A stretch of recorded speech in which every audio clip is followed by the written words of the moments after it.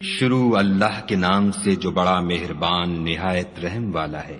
ہم کو روز قیامت کی قسم اور نفس لوامہ کی کہ سب لوگ اٹھا کر کھڑے کیے جائیں گے۔ کیا انسان یہ خیال کرتا ہے کہ ہم اس کی بکھری ہوئی ہڈیاں اکٹھی نہیں کریں گے؟ ضرور کریں گے، اور ہم اس بات پر قادر ہیں کہ اس کی پور پور درست کر دیں، مگر انسان چاہتا ہے کہ آگے کو خود سری کرتا جائے۔ پوچھتا ہے کہ قیامت کا دن کب ہوگا، جب آنکھیں چندھیا جائیں اور چاند گہنا جائے اور سورج اور چاند جمع کر دیے جائیں۔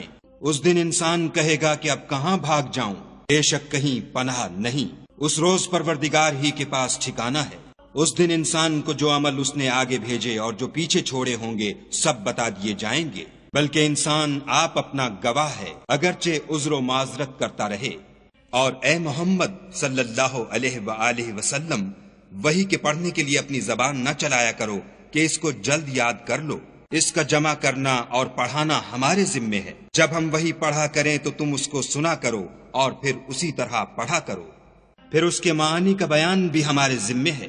مگر لوگو، تم دنیا کو دوست رکھتے ہو اور آخرت کو ترک کیے دیتے ہو۔ اس روز بہت سے منہ رونق دار ہوں گے اور اپنے پروردگار کے محو دیدار ہوں گے، اور بہت سے منہ اس دن اداس ہوں گے، خیال کریں گے کہ ان پر مصیبت واقع ہونے کو ہے۔ دیکھو، جب جان گلے تک پہنچ جائے اور لوگ کہنے لگیں اس وقت کون جھاڑ پھونک کرنے والا ہے، اور اس جاں بلب نے سمجھا کہ اب سب سے جدائی ہے اور پنڈلی سے پنڈلی لپٹ جائے، اس دن تجھ کو اپنے پروردگار کی طرف چلنا ہے۔ تو اس عاقبت ناندیش نے نہ تو کلام خدا کی تصدیق کی نہ نماز پڑھی، بلکہ جھٹلایا اور منہ پھیر لیا، پھر اپنے گھر والوں کے پاس اکڑتا ہوا چل دیا۔ افسوس ہے تجھ پر، پھر افسوس ہے، پھر افسوس ہے تجھ پر، پھر افسوس ہے۔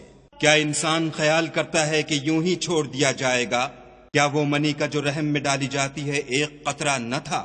پھر لوتھڑا ہوا، پھر خدا نے اس کو بنایا، پھر اس کے اعضاء کو درست کیا، پھر اس کی دو قسمیں بنائیں، ایک مرد اور ایک عورت۔ کیا اس کو اس بات پر قدرت نہیں کہ مردوں کو جلا اٹھائے